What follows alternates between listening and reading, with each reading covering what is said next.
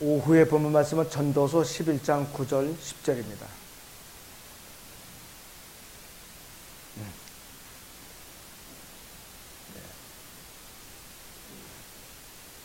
전도서 11장 9절에서 10절을 보겠습니다. 오 청년이여, 내 젊음을 즐거워하라.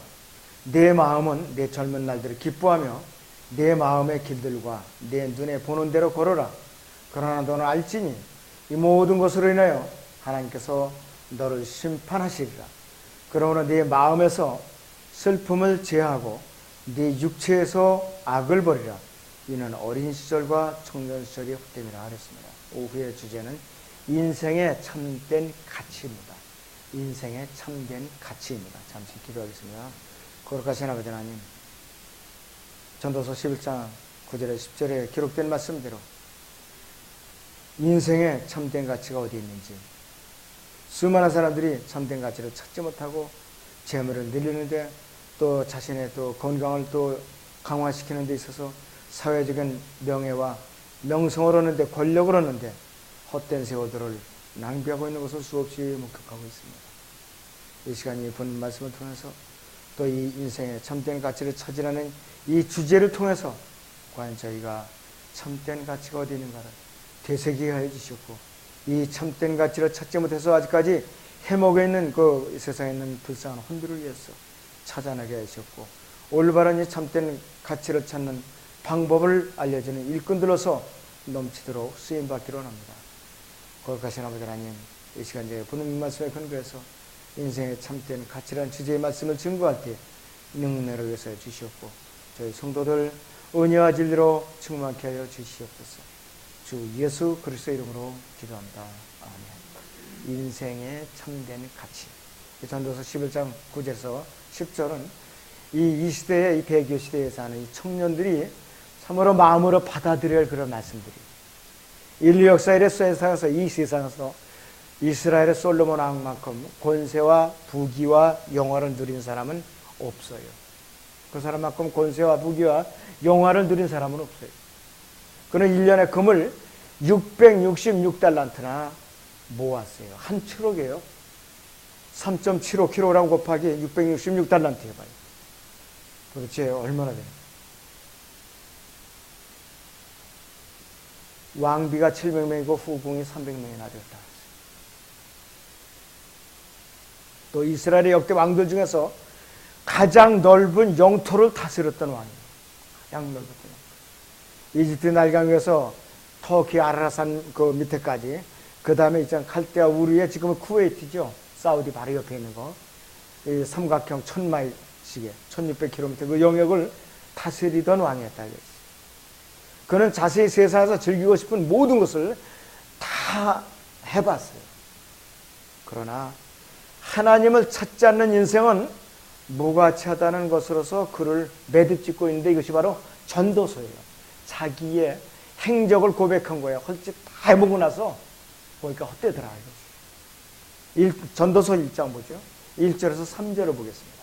전도서 1장 1절에서 3절을 보죠. 거기서는 이렇게 말씀을 하고 있어요. 이렇게 고백을 하고 있습니다. 예루살렘에 있는 왕 다윗의 아들 전도자의 말씀이라. 전도자가 말하노라. 헛되고 헛되며 헛되고 헛되니 모든 것이 헛되도다. 헛되다는 게 5번이라고 합니다. 한 구절에. 3절에 사람이 해 아래서 하나님 그의 모든 속에서 무슨 유익을 갖겠는가. 이 솔로몬의 바로 이 고백대로 하나님을 모르는 인생의 무가치함과 하나님이 보호를 받지 못하는 인생은 헛될 뿐이라고 결론을 짓고 있어요. 솔로몬은 사람으로서 마땅히 해야 할 일은 최선을 다해서 젊어서 하나님을 알고 하나님의 축복을 누리고 그분을 두려워하고 그분의 말씀을 지키는 것이라고 결론을 내리고 있다 이것이. 전도서가 12장으로 되어 있어요. 전도서 3가지 우리에게 중요한 영적인 교훈을 주고 있어요. 인생을 향한 3가지 교훈을 우리에게 주고 있는데, 인생의 참된 가치를 찾으려면 첫째는 믿음으로 살아야 된다. 믿음으로. 전도서 9장 12절을 보세요. 전도서 9장 12절 보세요.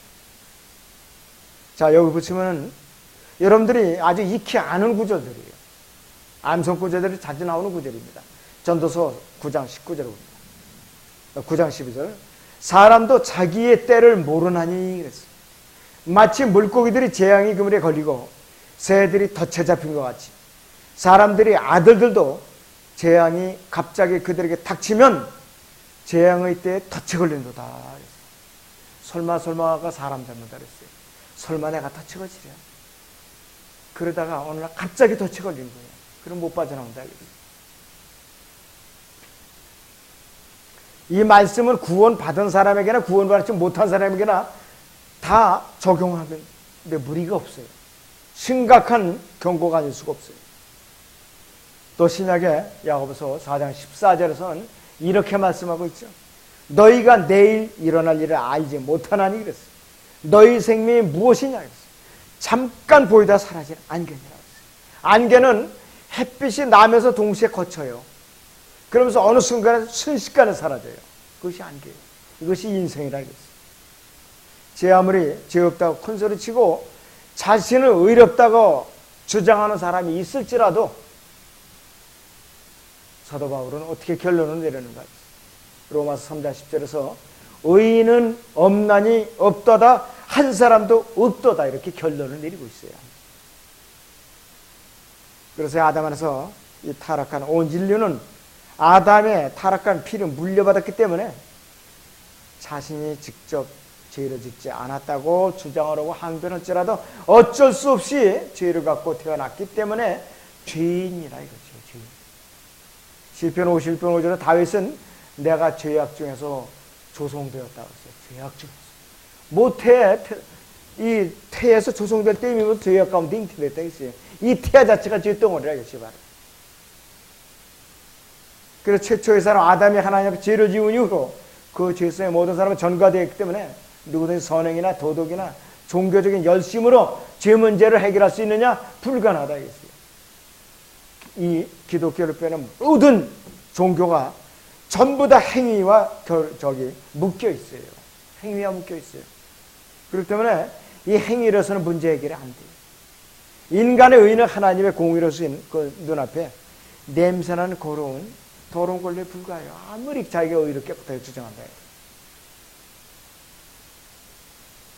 그래서 아담 안에서 죄인된 인간이 할 수 있는 것은 뭐냐? 자신의 죄를 위해서 하나님의 아들이신 예수 그리스도께서 갈보리 십자가에서 피 흘려 죽으시고 장사되시고 사흘 만에 부활하실 때는 사실을 믿는 거 외에는 다른 방법이 없다. 그래서 의롭게 되는 것이에요. 하나님 앞에 그 더러운 걸레 같은 의를 갖다가 면하는 그 길은 예수 그리스도로 옷 입는 거 외에는 다른 방법이 없다. 이거죠. 여러분들은 오전이나 오후나 구원의 메시지죠. 이것이 거의. 그래서 이제 고영재님이 누구를 데려오신다고 해서 준비를 했는데 여러분들 되새김질로 하면 의미가 있을 거예요. 로마서 5장 8절을 잠깐 보시죠. 로마서 5장 8절.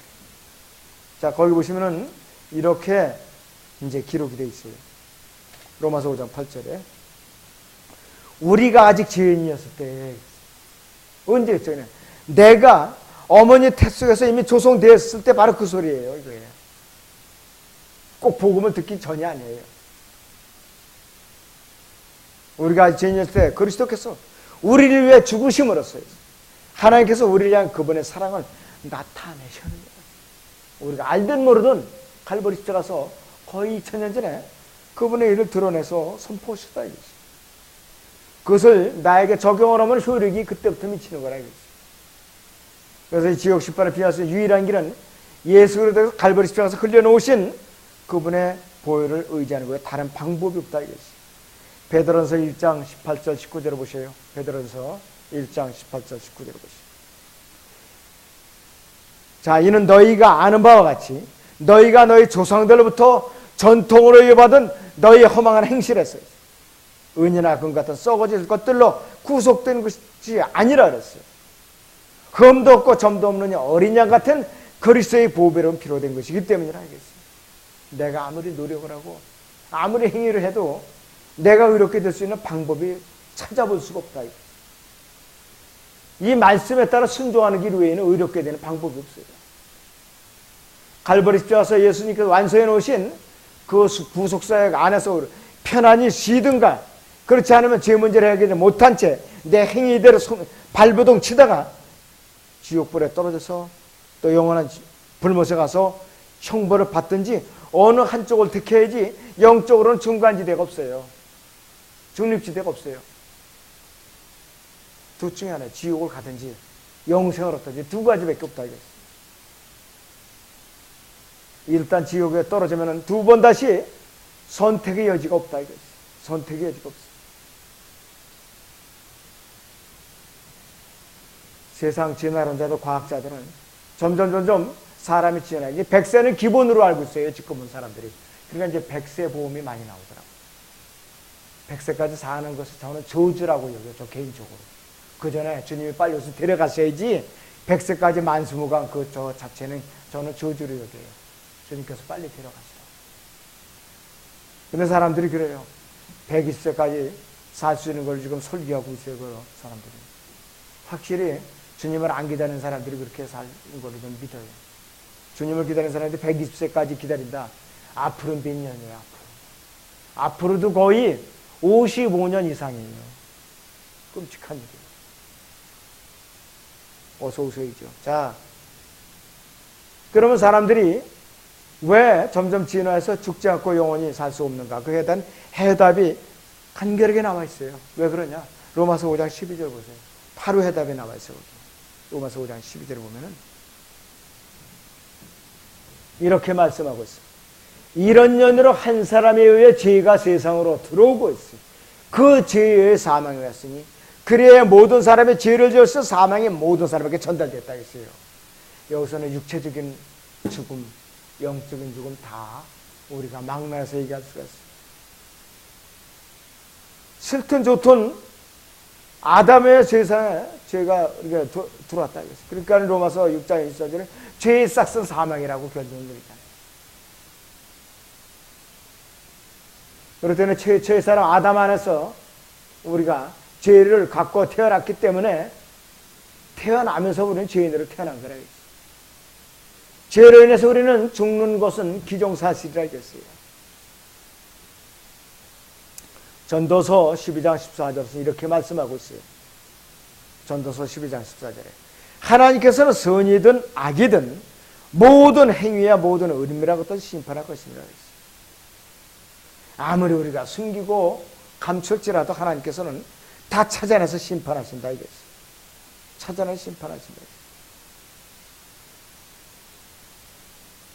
자, 하나님께 지옥까지 파고 들어가 숨는다 할지라도 이거는 극한적인 일이에요.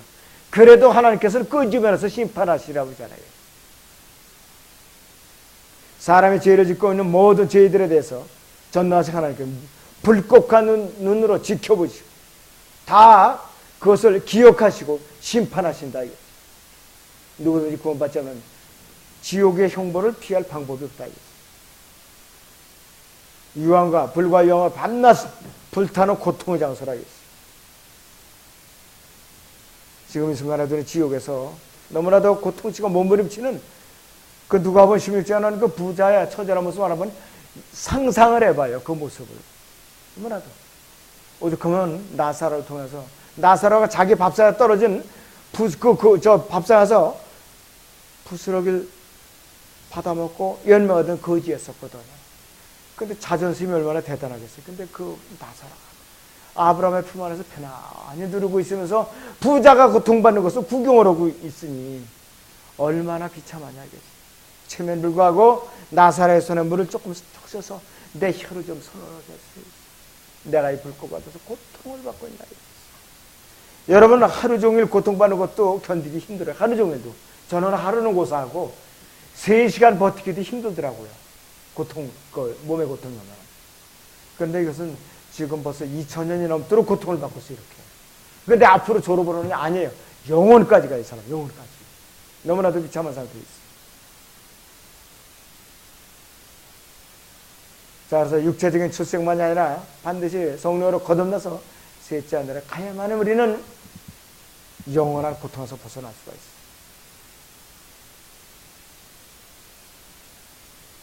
자, 그렇기 때문에 예수님께서 나는 길이요 진리요 생명이라 그랬고 나를 통하지 않고는 아버지께로 올 사람이 아무도 없다고 그랬다. 오죽하면 예수 그리스도를 놓고 출입문을 열어놓고 모든 죄인들이 글로 들어오도록 기다리시는데 왜 그렇게 인간들은 딴 길을 열심히 찾아요? 어느 집에 큰 대골 같은 저택에 대문을 만들어 놓고 글로 드나들라고 만들어 놨는데 저 노예 근성이 있어 꼭 담 넘어 다니고 힘들게 몰래 그냥 그러다 떨어져서 엉덩이가 깨지고 절고 이런 것이 바로 이 죄인이 숙성으로 태어난 우리가 똑같은 심정이라 이거죠. 문으로 드나들면 편안하게 될 텐데 뭔가 죄를 져서 뭔가 피하고 싶은 마음이 있는 거라 이거죠. 자, 그래서 영원한 죽음과 심판과 지옥의 저주에서 우리를 구해낼 수 있는 유일한 분은 뭐냐? 예수 그리스도 한 번밖에 없다 이거죠. 인생의 참된 가치를 찾으는 두 번째는 뭐냐? 인생은 어느 날 갑자기 끝이 온다는 사실을 알고 있어야 돼. 그런데 대부분이 자기는 죽지 않을 것처럼 늘 잘 살 것처럼 대부분의 사람들이 착각을 하고 살아요. 지금. 여러분들 주위에 한번 물어보세요.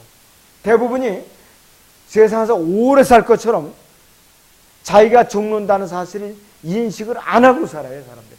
어떻게 해서든지 잔뜩 보험 들어놓고 저축해놓고 모으면서 예수님을 맞이하는 것을 생각을 안 해요. 가장 어리석은 사람이에요. 전도서 본문 아까 읽어드렸더니 11장 9절 10절을 다시 보시죠. 전도서 11장 9절 10절을 다시 보시죠. 오 청년이여 네 젊음을 즐거워하라. 내 마음은 네 젊은 날들을 기뻐하며 내 마음의 결들과 내 눈에 보는 대로 걸어라.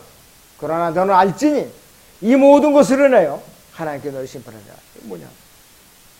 9절에서는 네 마음껏 살아보라 이랬어요.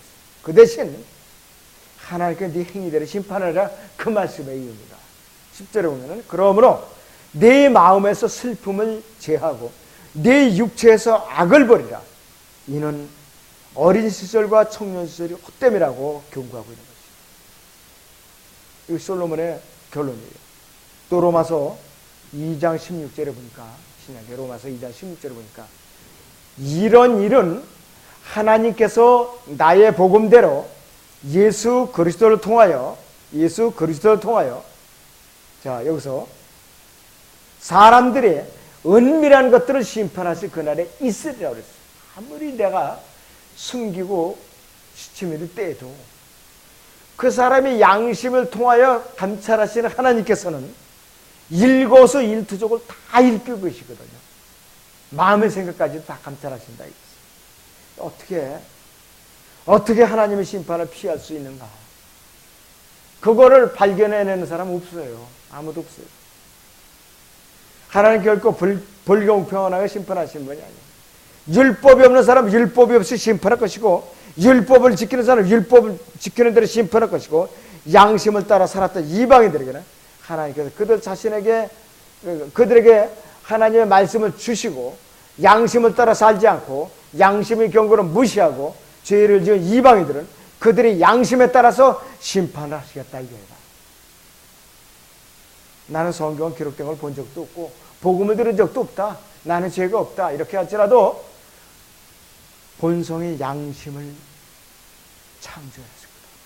이 양심을 이건 보이지 않기 때문에 칼로 살점 도려낼 수도 없어요. 이 양심은 내 영 안에 계시기 때문에 이 양심을 도려낼 수가 없어요. 고깃집 뜯어내 도려낼 수가 없는 것이 양심이에요. 죽으면 양심도 다 떠나는 거 아니에요. 살아있을 때 양심이죠. 그리고 양심의 내면을 감찰하시는 하나님은 어떻게 피할 수 있느냐. 절대로 불가능하다. 그래서 이 세상 가장 의미 있는 삶은 뭐냐. 내가 복음을 열어서 죄인들을 주님께로 이겨오는 것과 계속해서 공개적으로 예수 그리스도를 나의 삶 가운데서 증거하는 생활이 가장 가치 있는 삶이에요. 그것이 참된 삶이라 이거지. 내가 이 세상에 어느 날 이제 이 세상 끝이 온다. 주님께서 나를 반드시 데리러 오신다. 이걸 인식하면서 이런 일을 하는 사람들이 가치를 제대로 찾는 사람이라 이거지. 세상에서 잃어버리면 되는 죄인들은 복음을 전해서 그들이 오늘 주님께로 이겨오는 사람에게 세상에서 가장 높은 수익을 올릴 수 있는 이 일에 종사하고는 제일 아주 멋진 사업을 하고 있는 사람. 또 주님을 공개적으로 증거하는 사람. 또 썩지 않은 멸류관을 향해서 믿음의 선한 싸움을 끝까지 인내해서 견디는 사람들. 이 사람들은 고수익을 올릴 수 있는 영적인 배당에 참여할 수 있는 사람들이라 이것입니다. 아담에서 잃어버린 이 죄인들의 혼들은 예수 그리스도에서 예수 그리스도를 이겨오면은 이 현 세상에서는 우리가 손해를 보더라도 영원에서 세상에는 어떤 직업에 종사했던 부자들보다도 계산이 불가능한 엄청난 배당금을 지급받아요. 돈이 실제적인 세는 돈이 아니라, 세상에는 종의 돈이 아니라 하나님께서 영적인 축복을 주시고 통치의 참여의 영역을 넓혀주신다 이거예요. 여러분들은 그 영적인 축복을 누리시기를 바랍니다. 그래서 그가 이겨오는 혼들을 우리가 한 인격체는 예수 그리스도께서 이겨오니까 우리는 의미 있는 일을 하고 있는 거라. 그래서 세상에 어느 종교 교주가 종교를 만들었고 세상 사람을 미혹하다. 그 밑에서 죽도록 충성봉사하는 사람이 더 잘해요. 더 열심히 해야죠. 더 옷도 이쁘게 차려입고 화장도 이쁘게 하고 옷도 멋지게 입고 그러더라고요. 이단들이. 그런데 그런 교주 밑에서 아무리 충성봉사 해봤자 어디로 가냐? 지옥으로 가요. 너무 불쌍하더라고요. 우리가 이만큼 그 사람들만큼 열심을 낸다면은 참 교회가 탄탄하겠죠. 자, 그래서 우리는 둘째 사망을 향해서 달려가는 그 사람들. 못 본 채 하지 말고 우리가 일깨워줄 그런 의미가 있다 이거죠. 백보자 심판에서 그의 행위대로 심판을 받고 영원한 불못으로 가서 영원한 고통에 참여하는 것이 둘째 사망이라 이거죠. 둘째 사망으로부터 구원받는 것이 뭐 영적인 구원이라고 했어요. 사람의 혼이 이제 구원을 받는 것인데, 사람이 우리가 몸의 구속을 받기 전에 반드시 해결의 가장 중요한 것이 뭐냐? 혼의 구속이라 이거죠. 혼의 구속이 이루어지기 전에 몸의 구속은 어림도 없어요. 어린아이가 자라가는 과정이 있듯이 과정이 있다 이거죠. 자, 베드로서 1장 9절을 보겠습니다. 여러분들 베드로서 1장 9절을 보세요. 거기 보시면 아주 굉장히 우리가 꼭 깊이 심어둬야 할 말씀이 있어요. 이는 너희 믿음의 결과 곧 너희 혼들이 구원을 받음이니라 그랬어요. 이는 너희 믿음의 결과고 너희 혼들이 구원을 받음이니라 그랬어요. 왜 믿는 거예요? 혼의 구원받기 위해서. 더 나아가서 발전된 단계라서 우리는 예수님과 그 영원한 통치에 참여하도록 거기까지 우리는 승화된 사람들이 있어요.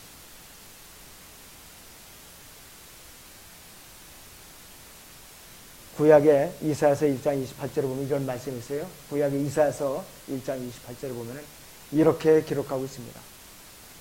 범죄자들과 죄인들의 멸망은, 그래서 범죄자들과 죄인들의 멸망은 함께 이루어질 것이요 주를 저버린 자들은 소멸될 것이니라고 했어요. 무서운 경고의 말씀이에요. 하나님의 말씀 무시한 자들이 결말되겠어요. 그리고 전능하신 하나님 또 승리의 예수 그리스도 앞에 굳건히 선 사람은 마귀를 두려워하지 않아요. 예수님의 이름으로 물리칠 줄 안다. 그래서 우리가 거듭난 그리스도인으로서 예수 그리스도의 품에 붙어있지 못할 때는 사탄이 울부짖는 사자처럼 두루 찾아내다가 뒷덜미를 딱 움켜쥐고 끌어다가 내팽개쳐요. 지옥 보내는 소리가 아니라 믿음을 버리더라도 내팽개친다 이것이. 우리는 예수 그리스도 안에서 이탈하면 안 돼요. 꼭 붙어 있어야 된다 이것이. 또 믿는 성도들끼리 연합하고 예수 그리스도와 연합하고 또 신실한 지역교들과 연합하고 이거 외에는 다른 연합이 없다 이것이.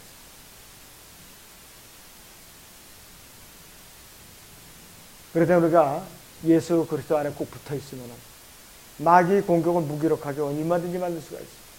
조금이라도 틈이 벌어지면 우리 마귀의 공격 대상이에요. 또 우리가 공격을 당하게 된다. 그리고 예수 그리스도를 굳게 신뢰하는 사람은 믿음의 반석 위에서 승리를 할 수가 있다. 그런데 우리가 마음속 깊이 숙여야 할 일은 뭐냐? 인생은 어느 날 갑자기 끝이 온다. 갑자기 예고 없이 끝이 온다. 이것이. 어떤 사람 출근하다 사고로 사망하는 사람이 있어요. 자동차 사고. 또 어떤 사람 퇴근하다가 집에 문지방 밟기도 무섭게 쳐 사망하는 사람이 있어요.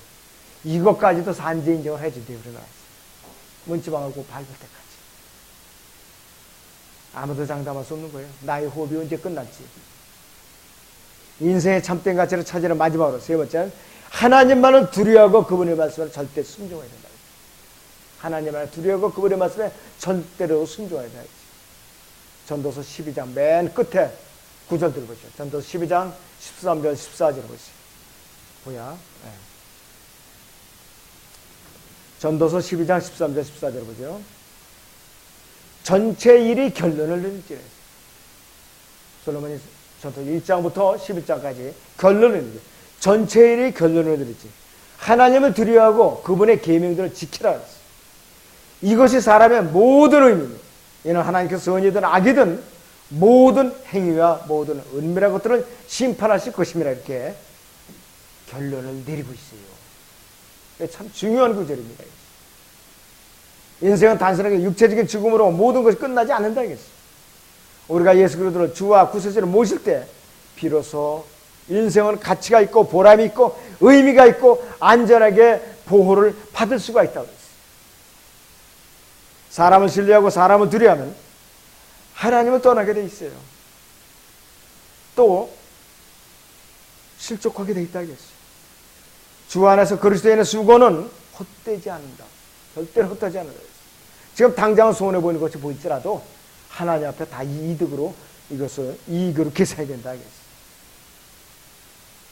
예수 그리스도 다시 오시면은 그리스도의 심판서로서 어느 날 우리는 다 보상을 받게 되는 섬긴 만큼 예수 그리스도 안에는 구원과 부활만은 의뢰하고 그분의 고난에 적극적으로 동참할 때에 그 인생은 참된 가치의 대열에 참여하고 있는 사람이 있는 것입니다. 오늘 요한일서 2장 17절을 보겠습니다. 요한일서 2장 17절을 보세요. 자, 거기 보시면 이렇게 말씀을 하고 있어요. 사도 요한이 판모섬에서 기록하는 것이죠. 세상도 세상의 정욕도 사라지지만 이렇습니다. 세상도 세상의 정욕도 사라지지만 하나님의 뜻을 행하는 자는 영원히 거하느니라. 하나님의 뜻을 구하는 자는 이 세상에서 뿐만 아니라 영원하다 그랬어요. 영원하다. 우리는 참된 가치를 붙들 줄 알아요. 그래서 우리는 전도서 11장과 12장에서 이스라엘과 솔로몬이 이른 결론을 우리는 숙지해야 된다. 믿음으로 살고 하나님께 순종하라. 그리하면 하나님께서 남은 모든 일들을 돌보실 것이라. 그리고 그분의 베풀어서 축복들을 누리라. 그것이 솔로몬의 결론입니다. 우리에게 참으로 중요한 것은 영생을 얻고 셋째 하늘을 유업을 쌓는 일 외에도 영원한 생명을 얻고 셋째 하늘의 유업을 쌓는 일에 우리는 인생을 투자하는 거예요. 솔로몬이 내린 결론은 인생의 참된 가치를 찾고 극대화시키고 하나님 앞에 영원에 가서 자신의 몸값을 가장 높일 수 있는 최선의 방법이에요. 인생의 참된 가치를 우리는 어떻게 찾을 것인가. 세 가지를 다시 외워보라. 첫째는 믿음으로 살 것. 그 다음에 우리는 어떻게 살아야 되느냐. 인생은 어느 날 갑자기 끝이 온다는 사실을 인지하고서 살아야 된다. 세 번째는 하나님만을 두려워하고 그분의 말씀을 순종하면은 인생의 참된 가치를 붙들고 사는 자로서 틀림없이 우리는 영원 세계에 가서도 넘치는 보상으로 우리는 하나님께 칭찬을 할 수가 있다. 남들 인생의 참된 가치가 무엇인가. 여러분들만 알고 꿀꺽 삼키고 덩어리가 되지 마시고 좀 가서 수다를 떨어서 좀 방송을 하고 돌아다니세요. 아무튼 여러분들 엿새 동안에 부지런히 좀 떠들고 다니세요. 그러면 주님께서 역사하셔야 되고 오늘 역사 맞습니다. 기도하겠습니다.